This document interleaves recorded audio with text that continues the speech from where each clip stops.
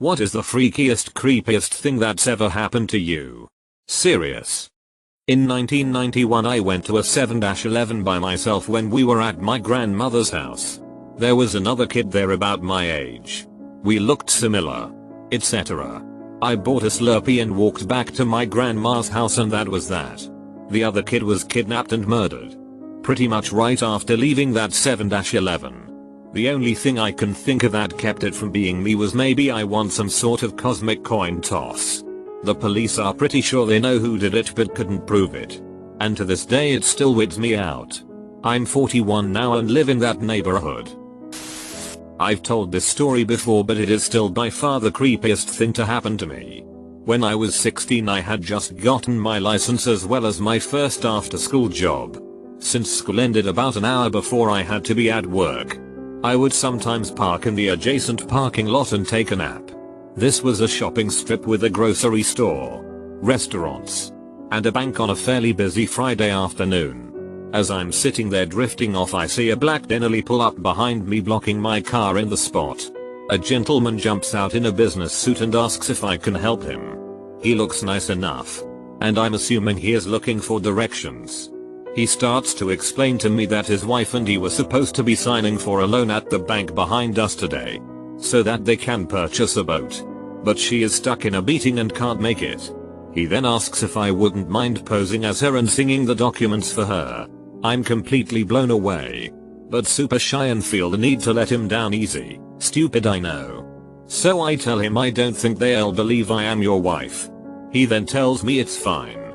He has her license with him, which he shows me, and she has the same hair eye color as me, so they won't know. At this point I'm freaking out. I start to notice how disheveled he looks. He's sweating. And surprise surprise, no wedding ring. I just want him away from my car, so I start telling him I can't help him, that he needs to go ask someone else.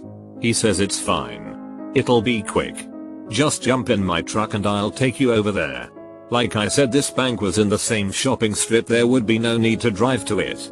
Even in my gullible teenage mind I know this story is complete bull.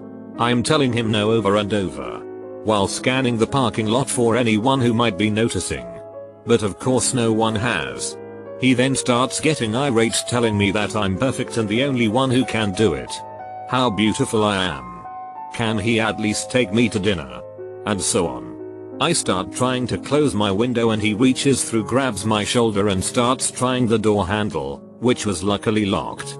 I'm so frozen I don't even really react. I can't go anywhere as he's blocking me in. Suddenly, and I'm not really sure why, I just blurt out that I'm only 16, and for some reason that freaks him out. He slowly backs away, gets in his truck, and leaves. I called the police afterwards but they never followed up with me.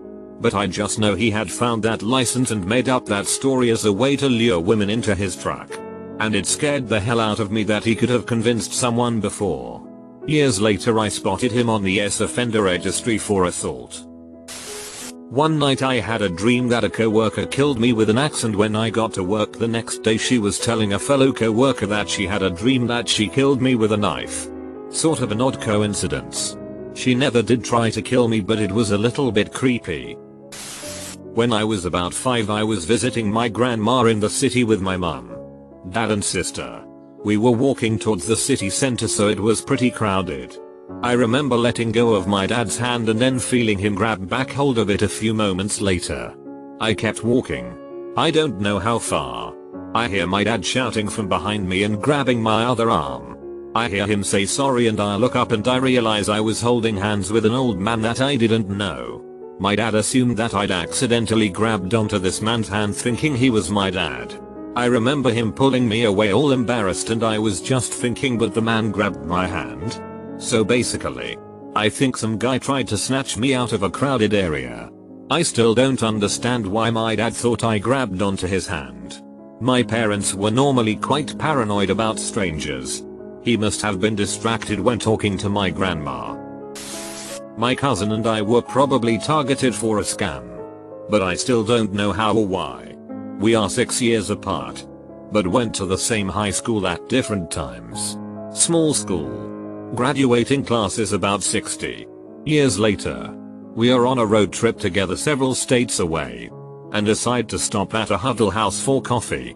We walk in and the guy at the next table turns around and smiles and says, "You went to Anytown High School, right?" When we say yes, he says he and his girlfriend, also at the table, smiling and not talking, went there too. We didn't recognize them, but smiled politely. Commented it was a small world. He starts to rapidly talk about different things from the school. Just disjointed comments that were a bit odd. He talked like a salesman. Almost. At first. We smile and nod.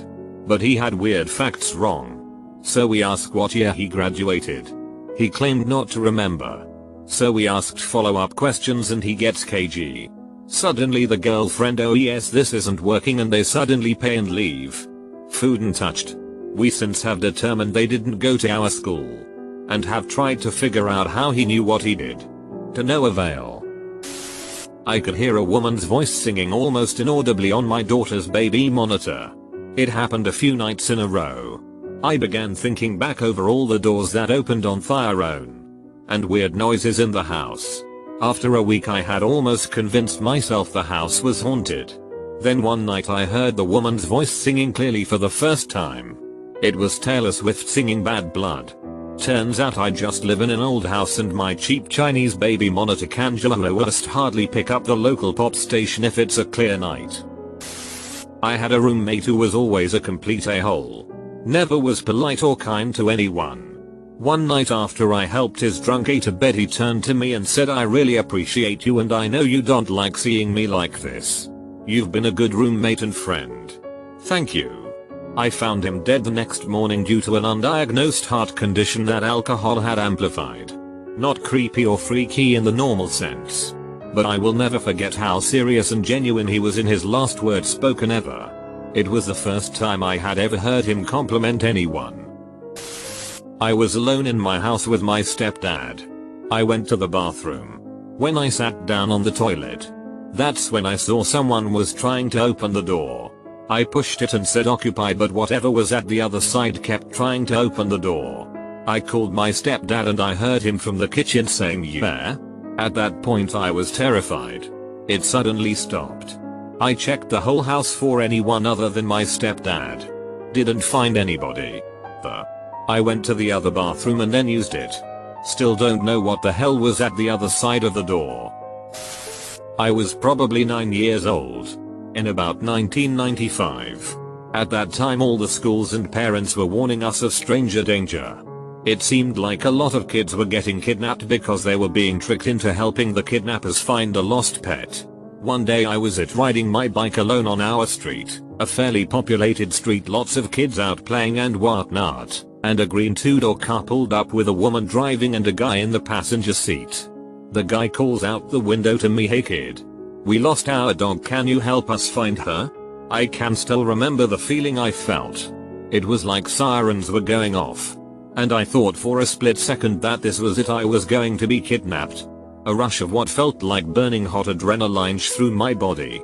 I felt like I could hear everything 10x louder and see everything 10x better. I've never felt anything like that before. I hopped off my bike, pulled the front tire up so I could turn around faster, and I booked it home. I was shaking and tears were pouring down my face even though I wasn't crying. I got home and told my mom what happened. She called the police.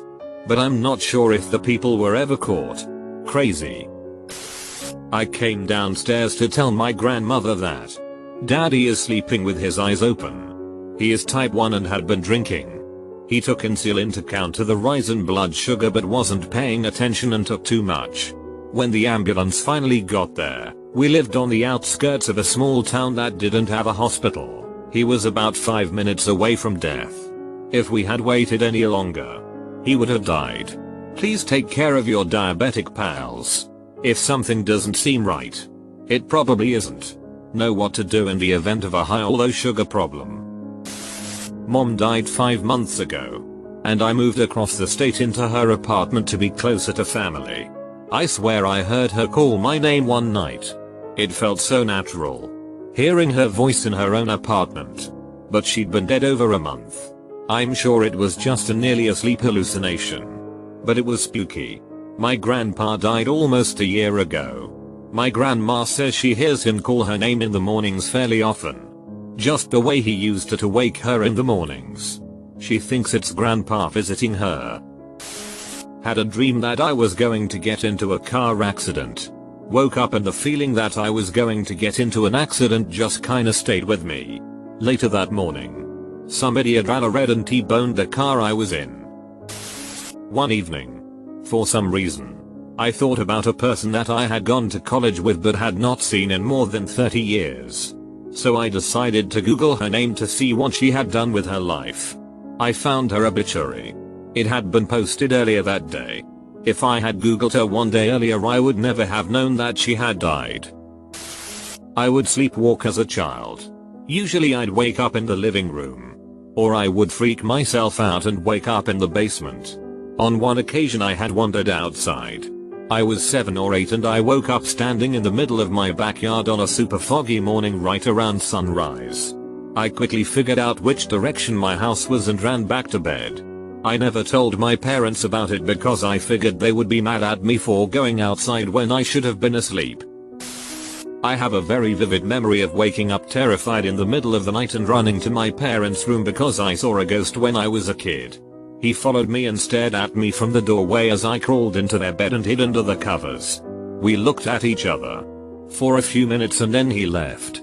I was so shaken that I stayed awake the rest of the night until my parents woke up in the morning. I was an adult when I realized that it was not a ghost and actually someone scoping out our house in the middle of the night. I see opening this thread while lying in bed was a mistake. I was home alone, laying down on my living room floor, and hardcore spacing out at the ceiling. I heard my mother scream on my front porch. I rushed out, but she wasn't there. I ran around the outside of my house. Not a single person in sight. It 10,000% sounded like my mom. And it curdled my bones because it was so raw and animalistic in its sound. I called her right away. Mom picks up the phone and I ask her if she is alright. She responds that she is and tells me to hold on for a minute while she pulls over into the parking lot of a business. She was driving and didn't want to talk on the phone at the same time. Seconds later, I hear a lot of noise and my mom screamed. An eternity stretches on before mom is calm enough to say anything coherent. She goes on to tell me how the car in front of her ran the one behind her before she pulled over. The ones that continued on the same path of travel that she had been on had been struck by a speeding semi that ran a red light at the next intersection. It was a terrible accident with extensive injuries. The semi clipped the rear of the front vehicle and front of the rear vehicle. My mom's car would have been hit dead center. We always joke that we are psychic, as this is not the first instance like it that we have had. But it was definitely the most freaky of the bunch. TLDR, I'm psychic and saved my mom's life.